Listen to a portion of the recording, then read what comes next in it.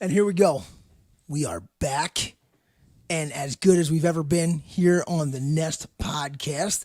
As we're going to take it back a little old school today, we started the Nest podcast 2 years ago in the friendly confines of the West Deptford TV '08 studios back at WDHS.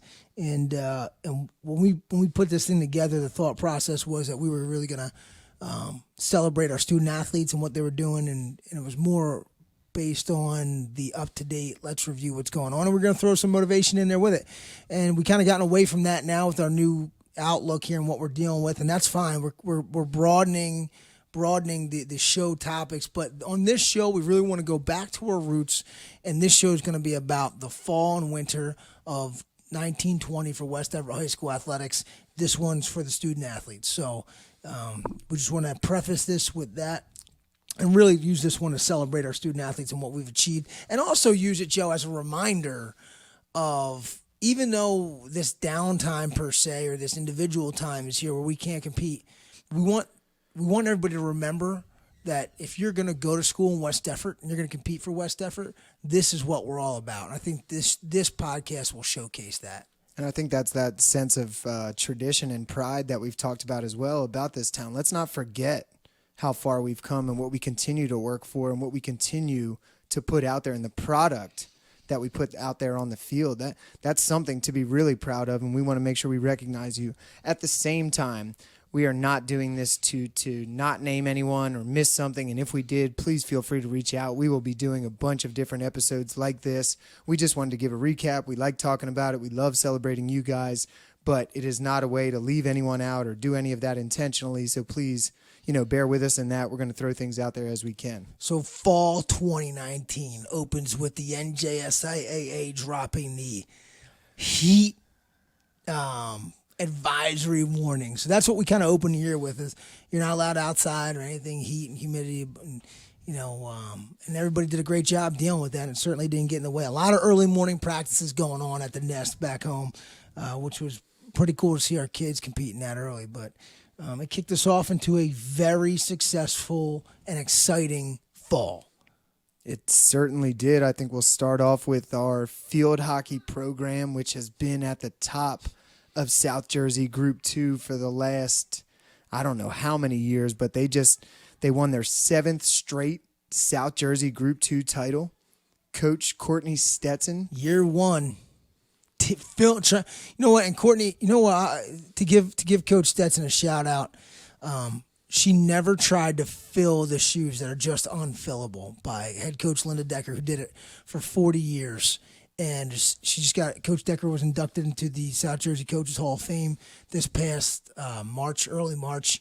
And, you can't fill those shoes, 400 plus wins. I mean, Coach Decker was, one of the most decorated coaches in state history. So the one thing I will say about Coach Stetson is she never tried to be Coach Decker. She never tried to fill those shoes. She certainly was on the staff for a long time and was an alum and a very successful alum, played at Monmouth University. And she came in with her own style and did an absolutely phenomenal job right out of the gate.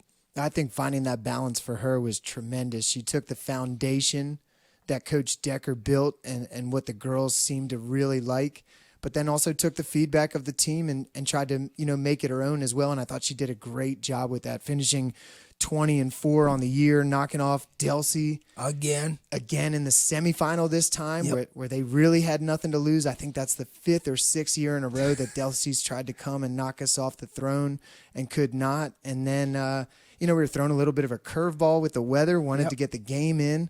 And I know those of you that attended, we went over to Gateway, used their turf, and knocked off Lower Cape May in an exciting game where we really dominated both ends of the field. Hashtag WD push for turf fields insert. Whoa. Right. We really appreciate that at this point. No kidding. But, it was a great game over there, just dominated in the sectional championship to earn their 7th straight title. Great turnout from our community and our kids there. And it's always amazing as an athletic director when you get to hand over the trophy to your own. And it was special to give it to Coach Stetson, her first 21 season, her first sectional title, also a share of the Colonial Conference Liberty Division Championship with our foes up north. And, we're going to get over that hurdle. We're going to get over that hurdle. There's no doubt of the state semi. And I think that's coming. We got a great group returning, and I know Coach has been in the weight room with her group all the way up until this break here every Tuesday and Thursday morning, hang cleaning, deadlifting, bench pressing, squatting, just really getting after it along with boys soccer. So we're looking for big things from field hockey once again. And I think they'll continue to rise to the occasion as they've done. And I think what some people don't know, when you are the number one seed in the playoffs, the state actually sends you that trophy, and you've got to hang on to it. It's like, here it is, and you're fighting. In my office. You're fighting for it. You and I hate looking at the box. We actually try not to bring it out to the games until we know it's almost over. Sometimes we forget about it. We're sprinting inside to go get it. Let me tell you something, though. Just let's step back for a second. How special is it that we're talking about, having the championship trophy in our office? I mean, there are so many teams out there that work so hard that really never get a taste of that. And it takes me back to my days at Monmouth Regional when you're just trying to grind out a victory per week. And here we are talking about championships. And I think we take that for granted. And this is a great time as everybody's kind of at home on their own to remember we're all competing. At West Deptford, you compete for championships. You don't compete to just, to make the playoffs, or you're competing for a championship. And that's even the teams that aren't competing for a championship year in and year out, it's on their schedule. Like we specifically put the playoff run and the state championships on the schedule as a reminder of this is what you've worked for. Go get it. So that's pretty special to think about too. And they'll look to take on one of the tougher schedules they've ever had in 2020, that field hockey program. But as you and I have seen with some of our other programs who have adopted that philosophy, it pays off. Steel sharpens steel. Being 30-0 and playing a weak schedule doesn't make you battle tested for the playoffs. And we're going to continue to invite top-notch competition to West Deptford High School to see what we're made of and see what they're made of. Moving on to boys soccer, Coach Jacobowski earning his 100th career victory this year. I mean, the guy didn't even turn 30 years old yet. Still, I don't even think he's growing hair on his face yet. One of these days he'll pop some hair on his face, but 100 wins for him. So great job by Coach Jake and a young crew that just battled. And they made it to the semifinals, the quarterfinals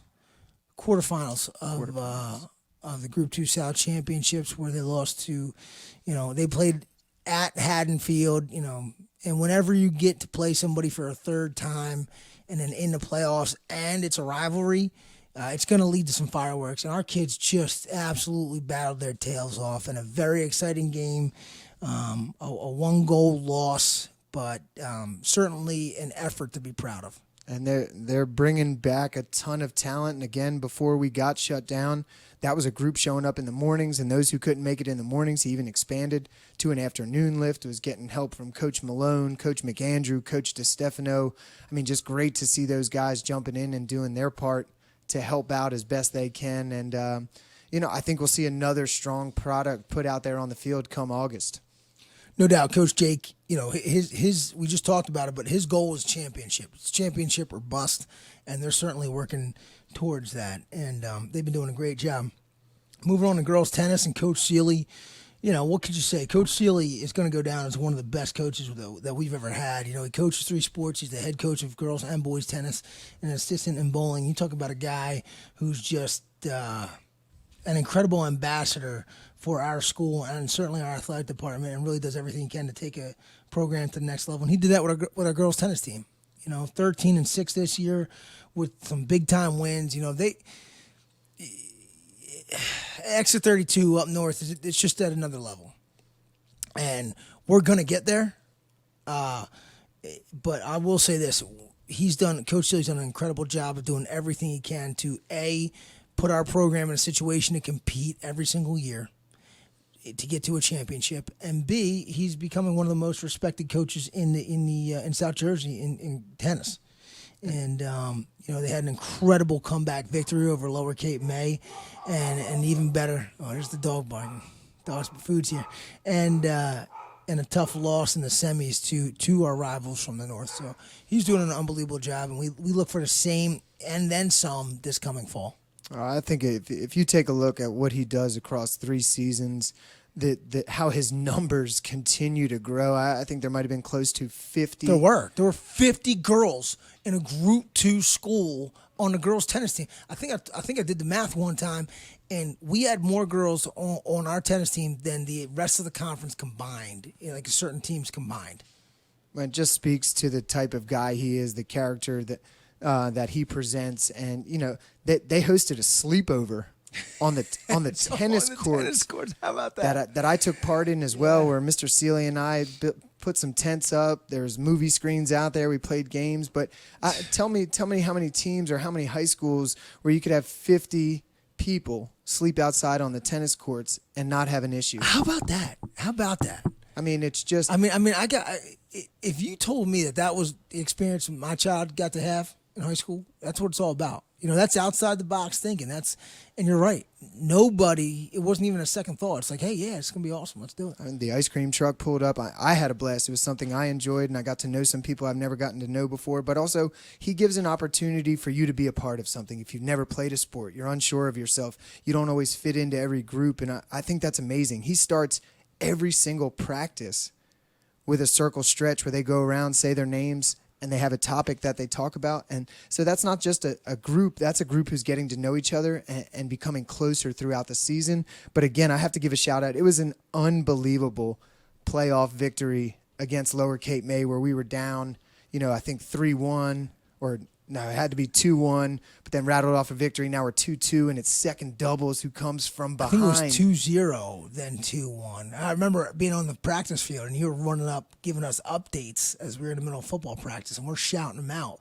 And guys are going. And then I interrupted your meeting after practice. Yes. That's how long the match was going on, to let them know that somehow second doubles came back, and maybe one of the greatest victories in his coaching career. No doubt. And I know how much that meant to the girls, and he'll continue to build on that, and it's just unbelievable what he does. So great job to the girls tennis team. Girls soccer, head coach Jen DiLorenzo, also a WDHS alum. We've got a bunch of them here. Actually, 3 of the last 4 that we've talked about are WDHS alums, and Coach Seeley feels like a WDHS alum. I know he's a Collingswood guy, and he's Collingswood proud, but he feels like a WDHS alum. He does it all.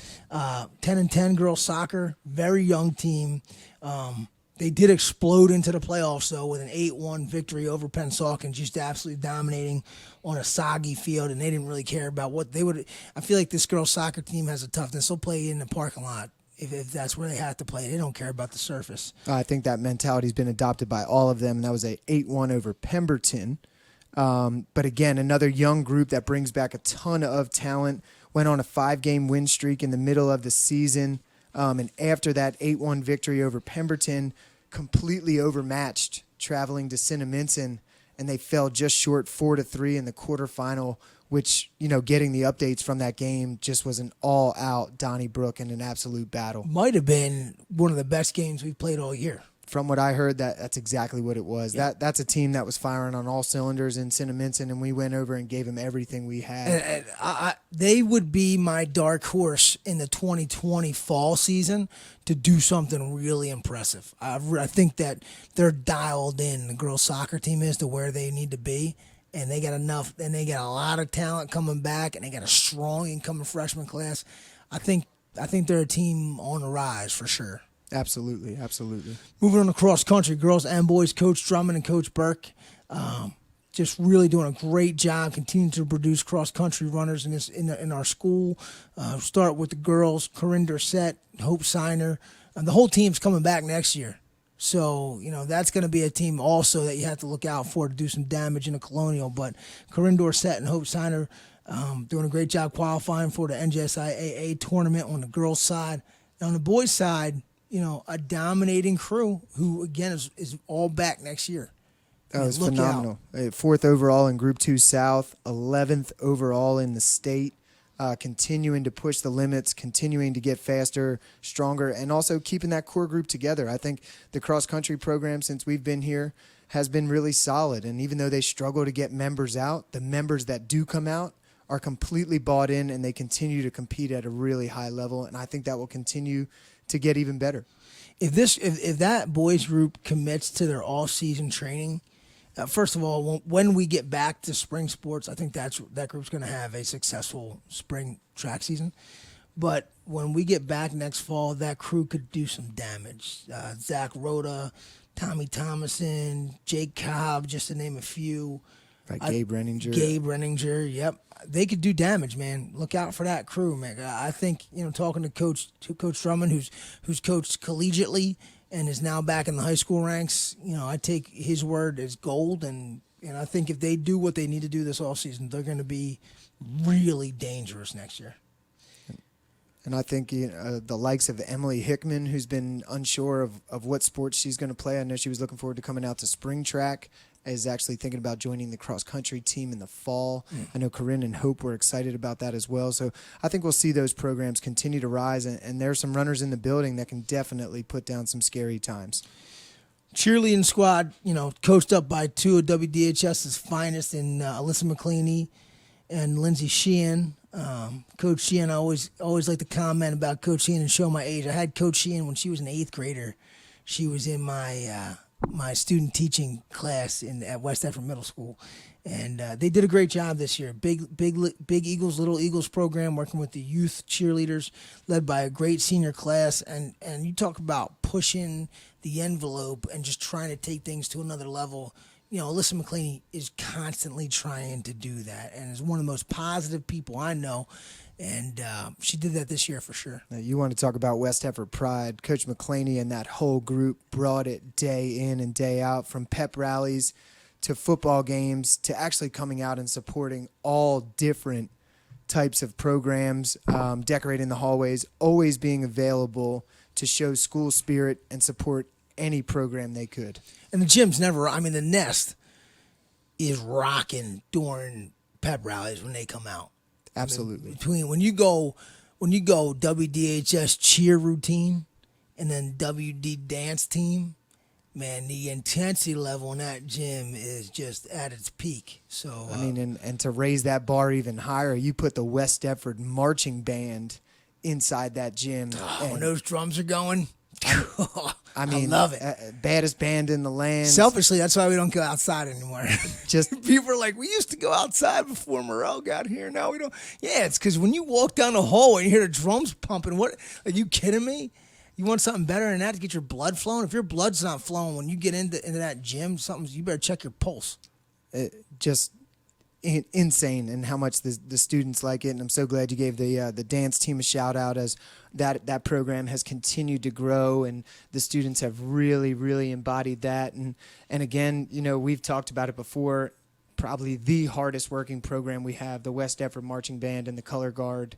The hours they put in, the commitment to their craft, they're perfectionists, and to compete at that level for that many years, I don't know if there's a program that could touch that program and what they do. They came in second this year at the ACC championships for the first time in a long time.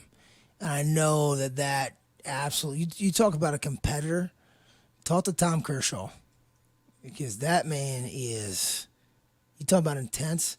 The Linda Deckers, Clyde Folsoms, Tom Kershaws, all could be talked about in the same breath. They're all the same person.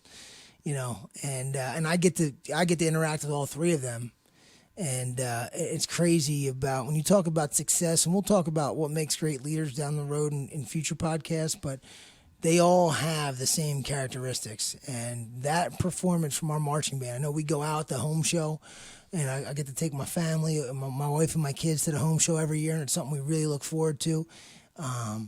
As my wife stands over there watching the podcast, but it's an incredible performance when you look at the attention to detail of the West Deptford Marching Band is something that, it's just incredible. Now, I've had the privilege of getting to know a lot of those students over the years, and the way they speak about that program, you can tell it means something to a lot of people, and it's something that has continued to put West Deptford on the map with how competitive they are. I almost feel like the judges at the ACC tournament are like, we can't give it to West Deptford again. We have to give it to somebody else, or it's just going to get ridiculous. Because of what I don't know how you couldn't give it to them. The show they put on this year is out of control, so I don't know how they didn't win. That's amazing what they do. I still don't even know enough about it, but I have a great, great appreciation for it. And, they'll continue to support, and we'll roll that right into football, where they come out and support every single game while also competing in their own fall competitions. But football, another unbelievable year, finishing the year at 9-2 under second-year head coach Jason Morrell, who, again, just like Coach Stetson, has done a great job using the foundation of their predecessor. Is that the right word? Yeah, good job by you. That's that Georgia. That's that South Carolina. That's easy, Georgia. Easy. That's Mr. Kirshner over there. But, South Carolina master's degree coming in handy for you right there. But using what Coach Clyde Folsom had put down and adding your own flavor to it as well. Just an unbelievably fun group to be around. Competed day in and day out. I love that each group, and this is across all sports teams, kind of has their own identity, what the senior class brings to it. And I thought this year these football seniors really, really brought some unbelievable energy and some swagger to what they were trying to do. There's certainly a swagger and an attitude when they walked on it, the way they played the game, and we wanted to let that show because that's who they were, And if you old school coaches be like, oh no, that's ridiculous, don't let them celebrate. But they loved playing the game, and they always celebrated together. It was never an individual. It's always they wanted to do it together. So as long as they were doing it together, do whatever you want, have fun. But I'll tell you what, a Friday night in West Deptford, I would put up against anywhere in the country in terms of the pageantry, as Coach Folsom would say, the pageantry of coming out to the Nest on a Friday night, man, where it feels like the whole town shuts down and the band is just 100 members deep and the cheerleading squad is 50 members deep and the football team comes out, and we had all black uniforms this year, and you get the whole town's out there. And I always thought it was special how, my family, my wife and my girls be down there under the tree along with other families of guys that I played football with, the Gasparovics and the Brandon Martys and those that whole crew down there. And you look along the fence and all the alums on the fence, and it's so special on Friday nights. And I hope our guys realized. I think they did. I think they got it. I think they realized what they represent. They certainly played like it. And that sectional final game, first of all, winning the division, beating Haddonfield, big time checks in the box right there. And, the opportunity to have a home game in a sectional final, just really special for this group of 17 seniors that we'll never forget. And we didn't come out on top, but I think we played one of the best teams we've ever played in a final. That Hillside team was just, man, they were good. So complete. I mean, you think about the teams you lost to in the playoffs the last 2 years, that Camden team and this Hillside team, just very complete, every body type, every athlete you need. And West Deptford continued to come right at those programs. And I know both of those schools, the amount of respect they had for West Deptford after playing us. It speaks to what our program is all about, but also, like you said, what the community and the town is all about, including someone like myself who's not from West Deptford. If you look up in the bleachers at any home game and even away games, you'll find my parents, my sister, anybody that's around decked out in the green and white, ready to support that program. And next year will be no different as we take on one of the toughest schedules we've ever had. So if you're a West Deptford football player and you ain't working out right now, then buckle up next year because that schedule ain't getting any better. Right, we're going to jump right into it and get right after it. And that's going to take us out of this episode as we wrap up the fall. We thought it was really important to go back to our roots, revisit the fall season, and celebrate our fall athletes. And on a future episode, we're going to talk about our winter. We had one of the most exciting winter sports seasons probably in the history of West Deptford High School. So on a future episode, winter athletes, get ready because we're going to celebrate everything that was rocking the Nest this winter. Have a great evening, everybody.